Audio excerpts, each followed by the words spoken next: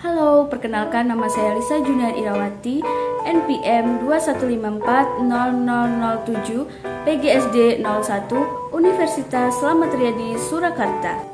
Di sini saya akan menjelaskan tentang adaptasi hewan pinguin. Nah, kalian tahu nggak sih apa itu pinguin?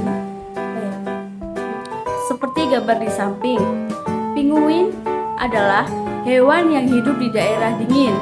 Pinguin tidak akan menggigil kedinginan. Pinguin memiliki bulu tebal dan tumpukan lemak di bawah kulit.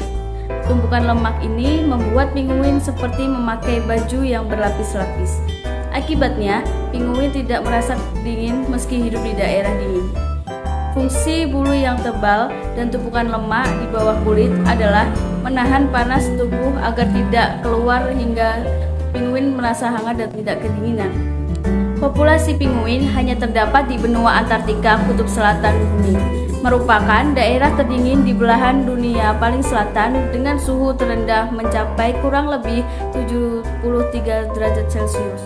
Mereka bersarang di sepanjang wilayah tepi pantai benua Antartika. Pinguin dapat bertahan hidup di suhu dingin karena lapisan lemak setebal 2-3 cm pada tubuhnya yang berguna untuk menyimpan panas dan menyisakan udara dingin dari luar. Nah, setelah saya menjelaskan tentang pinguin, mari kita simak video berikut.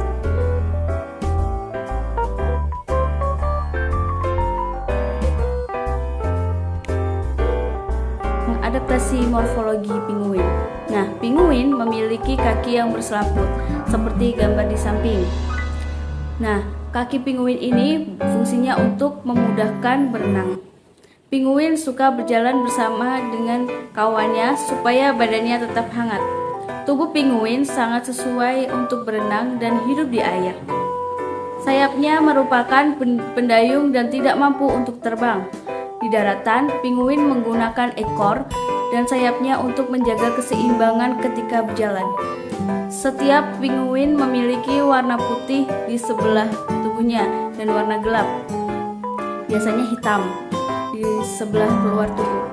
Hal ini berguna untuk kamuflase. Hewan pemangsa seperti singa laut dari dalam laut akan sulit untuk melihat pinguin karena perutnya yang berwarna putih bercampur dengan pantulan air permukaan laut. Sedangkan permukaan gelap pada punggungnya juga menyamarkan pinguin dari pandangan hewan pemangsa di atas air. Selanjutnya, adaptasi fisiologi pada hewan pinguin. Kunci adaptasi sehingga pinguin dapat bertahan hidup di udara dingin di kutub selatan terletak pada jaringan pembuluh darah yang ada di bahu yang membatasi hilangnya panas lewat sayap mereka. Darah yang mengalir dari sayap ke tubuh akan melewati aliran darah dari tubuh ke sayap. Hasilnya, darah dingin yang mengalir dari sayap akan dihangatkan oleh darah hangat dari tubuh ke sayap. Dengan demikian, kondisi hangat tetap dipertahankan. Selanjutnya, tingkah laku pada hewan pinguin. Nah, tingkah laku pada hewan pinguin ini akan terjadi suatu bentuk pertengkaran besar antara pinguin akan terjadi jika seekor ibu pinguin kehilangan anaknya karena tidak bisa bertahan dalam badai besar atau dimakan oleh pemangsa. Jika seekor anak hilang, maka ibu pinguin akan mencuri seekor anak pinguin dari ibu pinguin lainnya. Tingkah laku ini sangat menarik loh perhatian pada ilmuwan. Menariknya, pinguin-pinguin betina lain dalam kelompok pinguin tersebut tidak menyukai pencurian dan akan menolong dan akan membela ibu pinguin anaknya yang hilang dicuri. Nah, di sini pinguin juga punya cara reproduksi loh. Mari kita lihat. Pinguin mengerami telurnya selama musim dingin di kutub. Yang mengerami telurnya bukanlah betina, melainkan yang jantan. Selain harus melawan suhu dingin yang mencapai 400 Celcius, pasangan pinguin harus menghadapi gletser pada musim ini. Selama musim dingin, gletser terus meluas sehingga memperpanjang jarak antara tempat pengeraman dan laut sebagai sumber makanan terdekat. Jarak tersebut bisa mencapai lebih dari 100 km. Pinguin betina hanya bertelur 1 butir. telur dierami oleh jantan, sedangkan betina kembali ke laut. Selama 4 bulan mengerami, pinguin jantan harus menghadapi badai kutub yang terkadang mencapai kecepatan 100 km per jam. Karena harus menjaga telur, pinguin jantan tidak punya kesempatan berburu. Sumber makanan terdekat juga jauh, jaraknya kira-kira 2 hari perjalanan. Pinguin jantan dapat kehilangan setengah berat tubuhnya karena diam selama 4 bulan tanpa makan apa-apa. Namun, telurnya tidak pernah ditinggalkan. Meskipun tidak makan selama berbulan-bulan, pinguin jantan tidak berburu tetapi menahan laparnya. Setelah 4 bulan, telur mulai menetas dan pinguin betina tiba-tiba muncul kembali. Selama masa tersebut, pinguin betina tidak menyia-nyiakan waktu, tetapi mencari dan menyimpan makanan di tubuhnya. Meskipun terletak di antara ratusan pinguin lainnya, pinguin betina dapat dengan mudah menemukan jantan dan anaknya. Karena sang ibu selalu berburu di masa pengeraman, perutnya kini penuh. Ia mengosongkan perut dan mengambil alih menjaga tugas si kecil.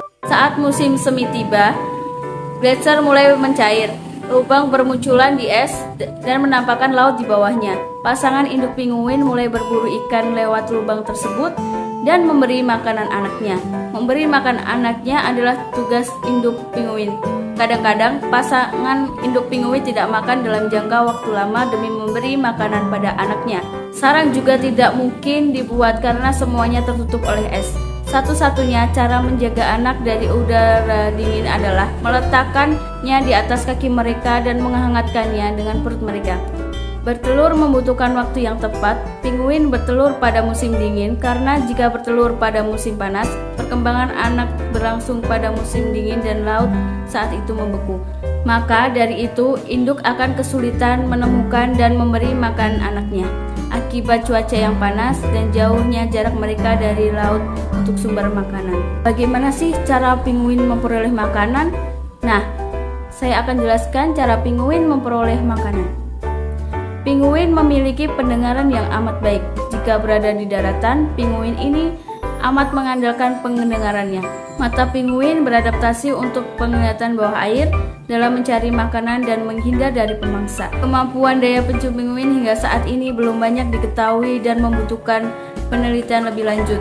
Umumnya pinguin memakan krill atau sejenis udang, ikan, cumi-cumi, dan hewan air lainnya yang tertangkap ketika berenang di laut dengan paruhnya. Pinguin dapat meminum air laut karena kelenjar supraorbital pada tubuhnya menyaring kelebihan garam laut dari aliran darah. Garam ini lalu dikeluarkan dalam bentuk cairan lewat saluran pernapasan pinguin. Tubuh pinguin sangat sesuai untuk berenang dan hidup di air. Pinguin mampu berenang dengan kecepatan 6 hingga 12 km per jam. Pinguin yang berukuran kecil biasanya menyelam selama 1 hingga 2 menit di permukaan air untuk memperoleh makanan. Tidak banyak makanan yang dapat ditemukan pada beku es Antartika, sehingga mereka harus pergi ke bawah air untuk mencari makanan.